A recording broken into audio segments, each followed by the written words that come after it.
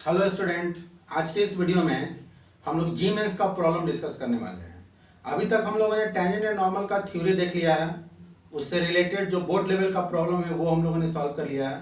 अब हम लोग ये देखेंगे कि जो जी मेंस का प्रॉब्लम होता है वो बोर्ड की प्रॉब्लम से कितना अलग होता है। स्टूडेंट क्या जान जाएगा तो वो जी मेंस के प्रॉब्लम को बना लेगा, ये हम लोग जरा देखते हैं। तो आज हम लोग जो पहला प्रॉब्लम डिस्कस करने वाले हैं वो है जी मेंस 2015 का प्रॉब्लम। लेकिन इसके प्रॉब्लम को डिस्कस करने से पहले हम लोग कुछ ये कॉन्सेप्ट को देख लेते हैं कि जी मेंस के प्रॉब्लम को सॉल्व करने के लिए क्या चाहिए। तो जी मेंस का मैथमेटिक्स का प्रॉब्लम 3 स्टेप में बनता है। पहला स्टेप, क्वेश्चन को पढ़ना और समझना। क्वेश्चन को पढ़िए और समझिए, इसमें आपको क्या दिया हुआ है ये पता चलेगा और क्या हम लोग को फाइंड करना है ये पता चलेगा। इसका सेकंड स्टेप होता है प्लानिंग। प्लानिंग मीन्स क्या हम लोग निकाल लेंगे तो हमारा आंसर आ जाएगा। जो हमारा आंसर हमको लाना है उसके लिए हम लोगों को क्या क्या चाहिए, ये प्लानिंग सेकंड स्टेप। और थर्ड स्टेप होता है उसको सॉल्व करना। तो अगर सेकंड स्टेप आपका क्लियर हो गया कि कैसे सवाल बनेगा, प्लान अगर आप कर लेते हैं तो फिर सॉल्व आप बड़ी आसानी से कर लीजिएगा। तो जी मेंस का जो कॉन्सेप्ट है, जो थ्योरी है, वो तो हम लोग अपने पिछले वीडियो में देख ही लिया है। जो बच्चे उस वीडियो को नहीं देखे हैं वो पहले उस वीडियो को देख करके और उसके थ्योरी को अच्छे तरीके से समझ जाएंगे। और उस जो थ्योरी मैंने दिया है उस थ्योरी के अलावे 2 पॉइंट इसमें बहुत ज़्यादा यूज होता है, उसको आप नोट में करके और लिख लेंगे। पहला पॉइंट, यदि कोई बिंदु किसी वक्र पर स्थित है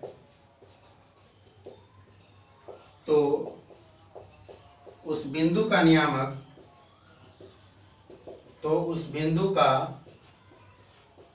नियामक, वक्र के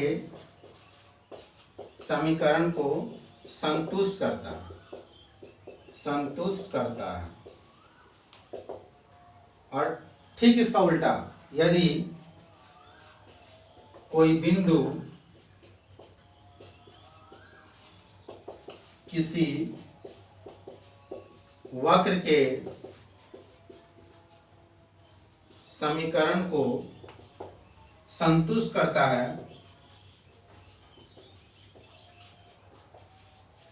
तो वह बिंदु उस वक्र पर स्थित होता है।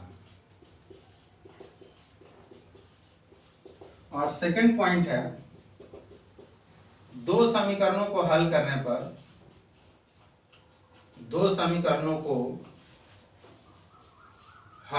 पर उनका कटान बिंदु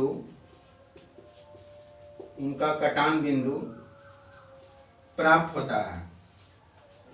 अगर किसी भी 2 समीकरण को आप हल करिएगा, कोई भी 2 समीकरण अगर दिया हुआ है और दोनों समीकरण को हल करिएगा तो जो बिंदु प्राप्त होगा वो उन दोनों का कटान बिंदु होता है।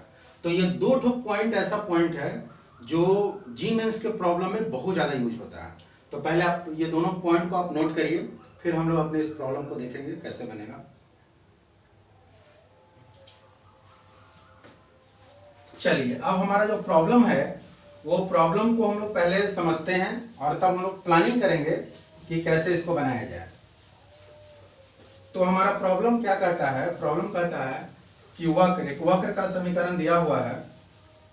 ये देखिए जरा, एक वक्र का समीकरण दिया हुआ है और वक्र के बिंदु, एक बिंदु इस पर है 1 1, तो वक्र के बिंदु 1 1 पर एक अभिलंब खींचा गया है। जरा फिगर से पहले हम लोग समझते हैं। यह आपका है वक्र और वक्र पर एक बिंदु है 1 1।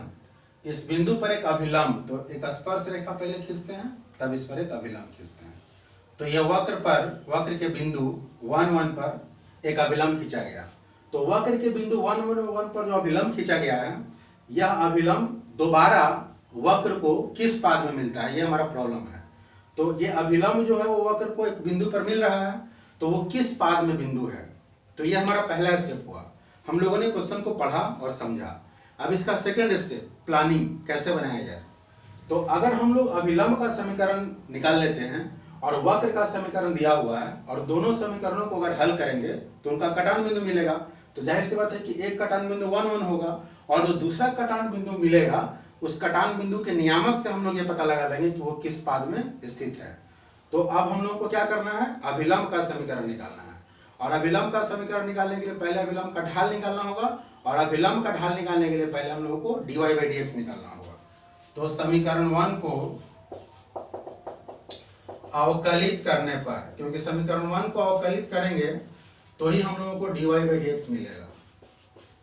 तो x स्क्वायर का डिफरेंशिएशन 2x प्लस 2 और ये टूटेगा u इंटू v पर, तो x into dy by dx plus y into 1 minus 3 और y स्क्वायर का 2y तो minus 6y into dy by dx। हम लोगों को किस बिंदु पर निकालना है, तो हमारा बिंदु है 1 1 पर। तो इसमें x के जगह पर 1 और y के जगह पर 1 रखेंगे तो 2 इंटू x के जगह पर 1 रखेंगे तो ये 2 ही होगा, प्लस यहाँ पर x के जगह पर 1 रखेंगे और 2 से मल्टीप्लाई करेंगे तो 2 into D Y by D x, यहाँ y के जगह पर 1 रखेंगे और 2 मल्टीप्लाई करेंगे 2 minus 6y d Y by D x is equal to 0। अब यहाँ से 2 प्लस 2 4 और 2 D Y by D X और minus 6 D Y by D X minus 4 into D Y by D x is equal to 0। इसको हम लोग solve करते हैं तो यहाँ से हो जाएगा 4 और ये minus 4 into D Y by D x उधर जाएगा तो 4 into D Y by D x, 4 से 4 कैंसिल तो यहाँ से निकल गया d Y by D x is equal to 1।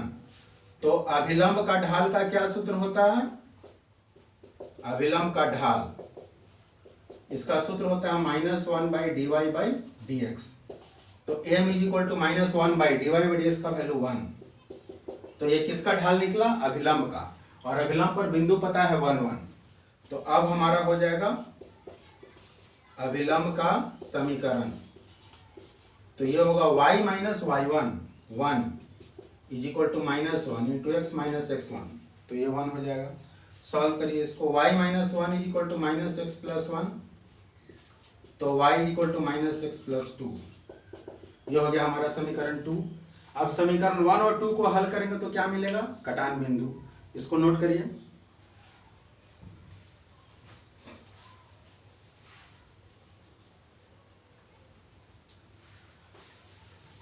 अब हम लोग समीकरण 1 और 2 को हल करते हैं तो देखते हैं जरा इसका कटान बिंदु क्या आता है।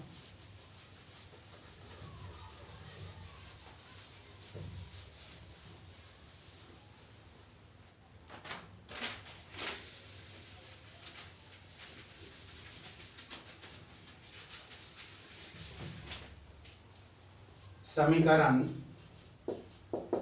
1 तथा 2 को हल करने पर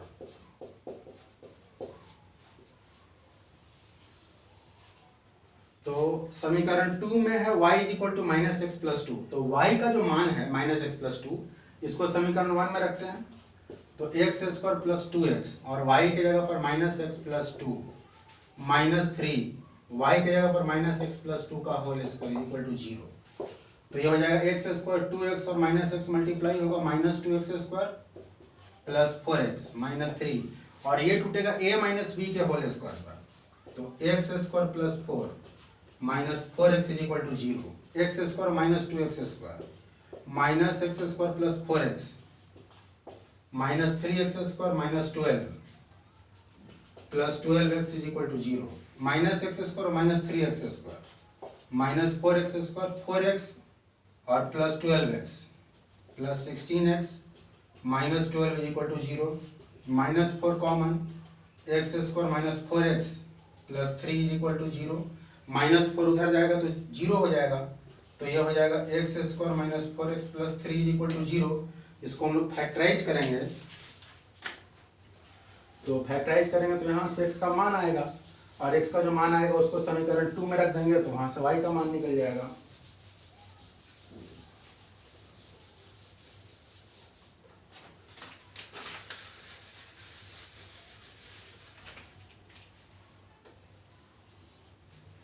तो अब ये हो जाएगा हमारा है x square minus 4x plus 3, तो x square minus 4x plus 3 को अगर हम लोग फैक्टराइज करेंगे तो ये हो जाएगा x minus 3 x minus 1 is equal to 0। तो x इज इक्वल टू आ गया 3 और x इज इक्वल टू आ गया 1 और x का वैल्यू समीकरण 2 में रखेंगे। तो यदि x इज इक्वल टू 3 तो समीकरण 2 से y इक्वल टू यहाँ पर 3 रखिएगा तो यह आ जाएगा -3 + 2 -1। तो बिंदु कौन हुआ 3 - 1। और यदि x इज इक्वल टू एक बिंदु है 1 तो यहाँ y के जगह y समीकरण 2 से x की जगह पर 1 रखिएगा तो -1 + 2 आ गया 1। तो अगला बिंदु हो गया 1 1। तो एक बिंदु तो 1 1 पहले से था ही, 1 1 पर ही तो हम लोग अभिलंब खींचे थे। तो ये बिंदु हम लोग नहीं लेंगे क्योंकि हमसे पूछ रहा है कि जो 1 1 पर अभिलंब आप खींचते हैं वो दोबारा किस बिंदु पर मिल रहा है। तो वो दोबारा किस बिंदु पर मिल रहा है 3 - 1 पर। और 3 - 1 जो है वो किस पाद में आ जाएगा, वो आ जाएगा चतुर्थ पाद में।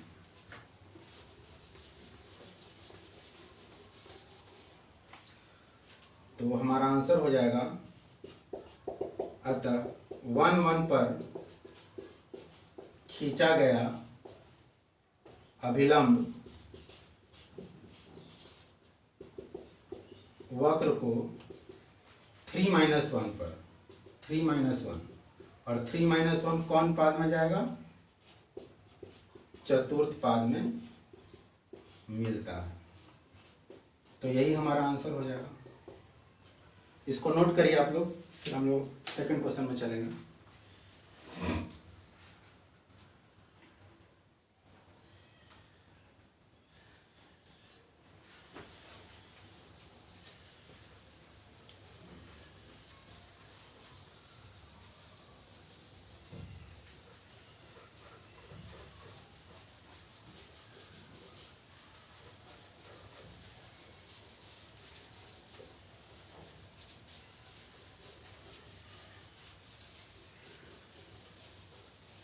अब हमारा जो सेकंड क्वेश्चन है ये है वक्र y × x - 2 × x - 3 is equal to x + 6 के उस बिंदु पर जहां यह y अक्ष को काटती है खींचा गया अभिलंब इनमें से किस बिंदु से गुजरता है, किस बिंदु से गुजरता है। पहला हमारा है बिंदु 1/2 -1/3। दूसरा बिंदु है 1/2 1/3। तीसरा बिंदु है -1/2 -1/2 और चौथा बिंदु है 1/2 1/2। ये प्रॉब्लम है जीमेंस 2017 का। तो जरा देखते हैं ये प्रॉब्लम कैसे बनेगा। इसको हम लोग मान लेते हैं समीकरण फर्स्ट। तो लिख रहा है कि वक्र के यहाँ पर बिंदु का नियामक नहीं दिया हुआ, वक्र के उस बिंदु पर जहां, किस बिंदु पर, तो जहां यह y अक्ष को काटती है। इसका मतलब कि हम लोगों को वो बिंदु खुद से निकालना होगा और वो बिंदु प्रश्न में नहीं दिया हुआ है। तो हम लोग जानते हैं कि कोई भी वक्र y अक्ष को जिस बिंदु पर काटता है उस बिंदु का x नियामक 0 होता है। तो समीकरण 1 में x = 0 रखने पर, x = 0 पर समीकरण 1 से, तो अगर इसमें x बराबर हम 0 रखेंगे तो ये हो जाएगा y × ये 0 आ गया, ये भी 0 आ गया, तो -2 और -3 मिल के 6 इज इक्वल टू यहाँ भी 0 आ गया, 0 + 6 मीन्स 6y = 6। 6 से 6 कटेगा, y = 1। तो अब हमारा बिंदु कौन हुआ, 0 1। तो अब हम लोग को क्या पूछ रहा है कि वक्र के बिंदु 0 1 पर, देखिए ये वक्र है, तो वक्र के बिंदु 0 1 पर खींचा गया अभिलंब इनमें से किस बिंदु से गुजरता है। इसका मतलब कि 0 1 पर जो हम लोग अभिलंब खींचेंगे, ये अभिलंब आपका है, तो ये अभिलंब चारों में से किस बिंदु पर गुजरता है, किस बिंदु से गुजरता है। तो अब हम लोग का सेकंड स्टेप क्या होगा, ये तो हमारा फर्स्ट स्टेप था, हम लोग क्वेश्चन को पढ़े और समझे। सेकंड स्टेप हमारा ये है कि अगर हम अभिलंब का समीकरण निकाल लेते हैं तो अभिलंब का समीकरण चारों में से जो बिंदु अभिलंब के समीकरण को संतुष्ट कर देगा वह अभिलंब उसी बिंदु से गुजरेगा। इसका मतलब कि हम लोगों को अभिलंब का समीकरण निकालना होगा, और अभिलंब का समीकरण निकालने के लिए इसके लिए हम लोग को क्या करना होगा, तो dy बाई dx निकालना होगा। किस बिंदु पर, 0 1 पर। तो इसको आप पहले नोट करिए, प्रॉब्लम को नोट कर लीजिए, और x बराबर 0 रखने से y का हमारा नियामक निकल गया। अगर इसी प्रश्न में यह दिया हुआ रहता कि जहां यह x अक्ष को काटती है तो उसके लिए हम लोग क्या करते हैं, y बराबर 0 रख देते हैं। अब हम लोग को dy बाई dx निकालना है, तो देखिए dy बाई dx कैसे निकलेगा।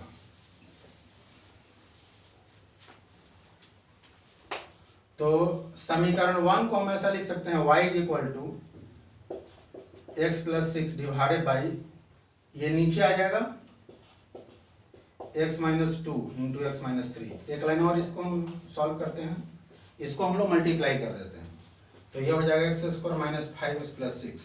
और अब इसका हम लोग dy बाई dx निकाल लेते हैं, तो ये u बाई v पर आ जाएगा।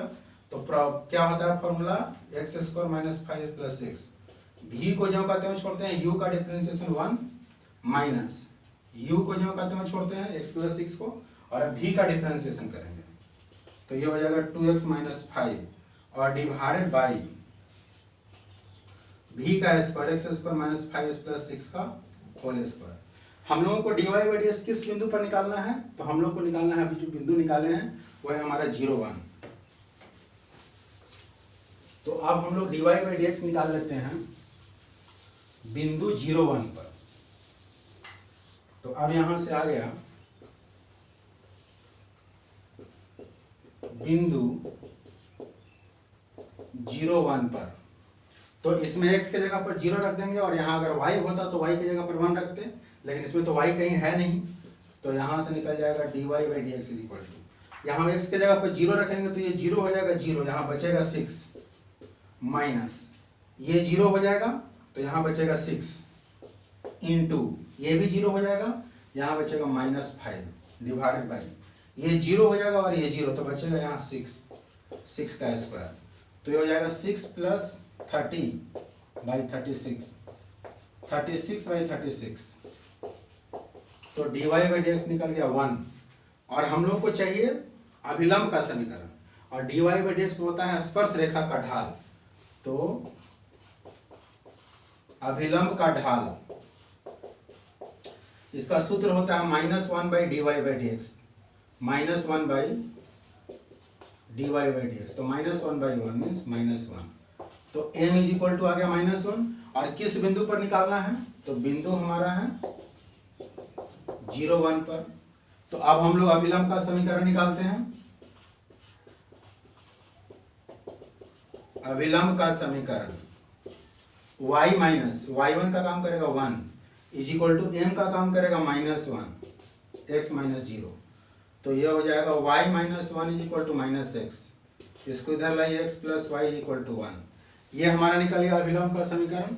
अब जो 4 बिंदु दिया हुआ है, उस चारों बिंदु में से जो बिंदु इसके समीकरण को संतुष्ट कर देगा, अभिलंब उसी बिंदु से गुजरेगी। तो जब चारों बिंदु का नियामक हम लोग इसमें रखते हैं, तो देखते हैं कि कौन सा बिंदु इसको संतुष्ट करता है।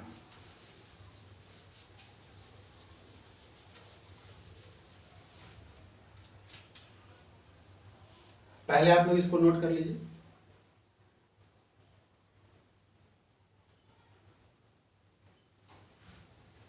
तो हमारा जो डी ऑप्शन है 1/2 1/2 रखने पर, बाकी ए बी सी आप रखिएगा तो वो संतुष्ट नहीं करेगा, डी को रखिए।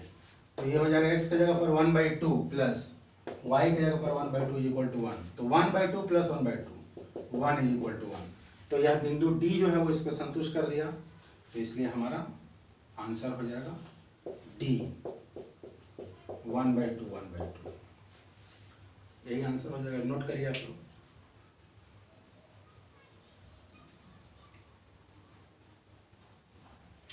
अब हमारा जो नेक्स्ट प्रॉब्लम है वो जरा डिस्कस कर लेते हैं क्या है।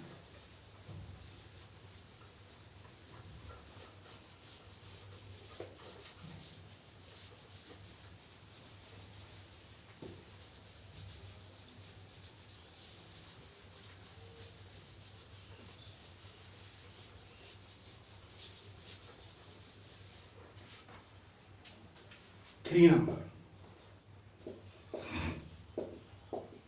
यदि वक्र y square equal to 6x तथा 9x square plus by square is equal to 16 एक दूसरे को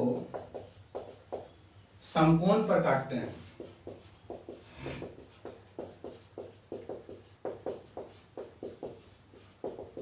तो b is equal to, b का वैल्यू आपसे पूछ रहा है। पहला ऑप्शन है 7/2, दूसरा ऑप्शन है 4, तीसरा ऑप्शन है 9/2 और फोर्थ ऑप्शन है 6। ये क्वेश्चन था जी मेंस 2018 का। तो अब जरा देखते हैं हम लोग ये प्रॉब्लम कैसे बनेगा। इसको मान लेते हैं समीकरण फर्स्ट, ये समीकरण 2।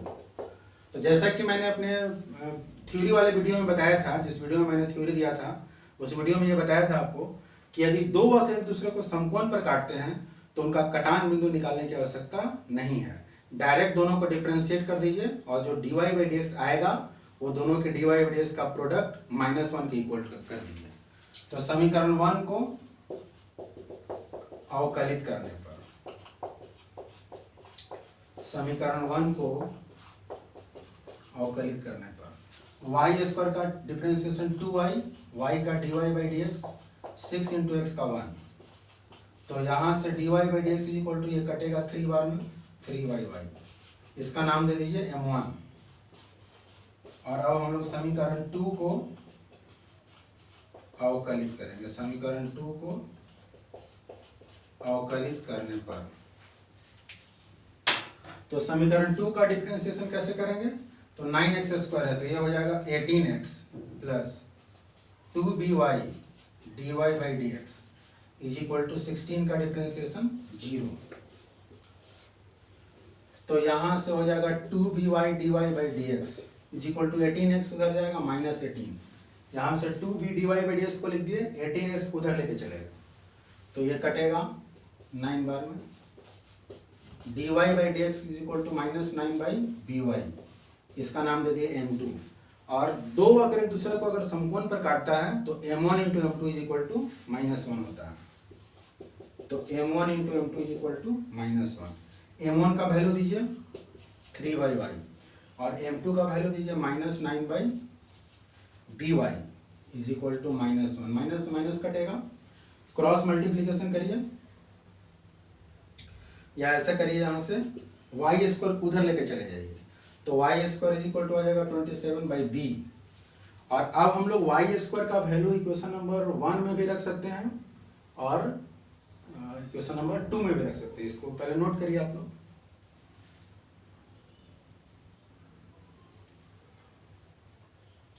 यहाँ पर -18 नहीं होगा, यहाँ पर -18x होगा। ये 18x उधर जाएगा तो -18x होगा।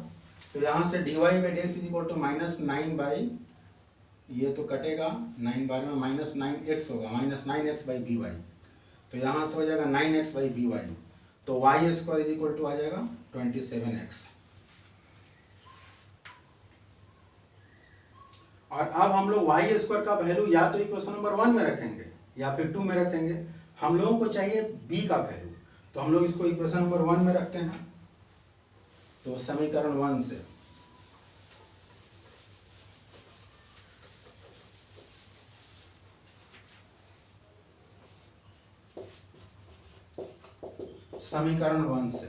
तो y स्क्वायर की जगह पर 27x/b is equal to 6x, x cancel तो ये हो जाएगा 27/6 इज इक्वल टू b।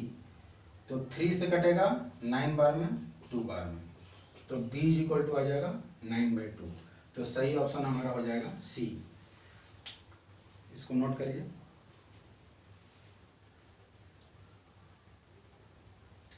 तो उम्मीद है कि जी मेंस का जो ये प्रॉब्लम हम लोगों ने डिस्कस किया वो प्रॉब्लम आप लोग को समझ में आ रहा होगा।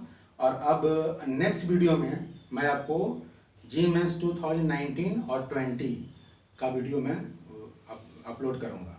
तो आप लोग क्या करिएगा कि पहले आप लोग इस थ्योरी को अच्छे तरीके से समझिए और फिर प्रयास ये करिएगा कि जो भी जी मेंस का क्वेश्चन मैं नेक्स्ट वीडियो में आपको दूंगा उस क्वेश्चन को पहले आप लोग खुद से बनाने का प्रयास करिएगा। बहुत बहुत धन्यवाद।